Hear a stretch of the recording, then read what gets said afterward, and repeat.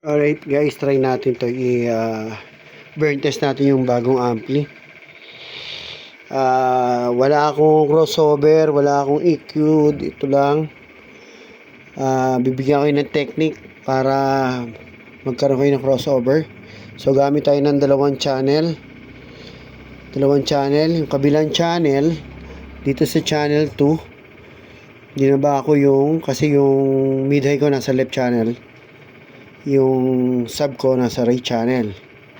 So sa left channel, sa channel 2, binaba ko yung low frequency, tapos nag-add ako ng mid tsaka ng high. Dito naman sa channel 3, nagpanning ako sa right channel. Ito nakapanning sa left yung channel 2, channel 3 nakapanning sa right. Tapos binaba ko yung high frequency tsaka yung mid, nag-add ako ng konting low, siguro mga 1 o'clock or mga ganon. Ayan, yun yung setup. So gamit ako ng Bluetooth dito sa laptop, naka Bluetooth to rito sa Bluetooth receiver ko. So kung wala kayong Bluetooth receiver, yung 3.5 tas may naka-split na RCF. So ganun na gagawin natin. So try natin.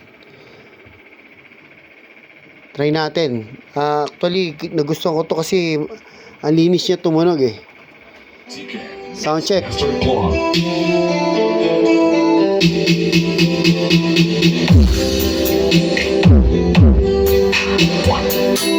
Yan. Parakas agad yan. Speaker.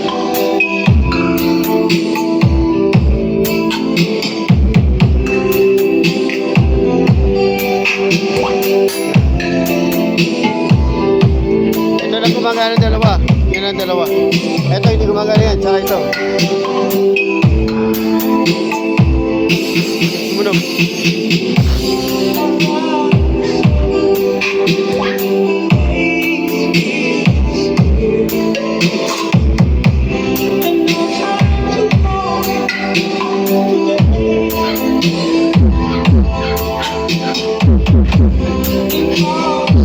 Hindi mo na pumupula oh.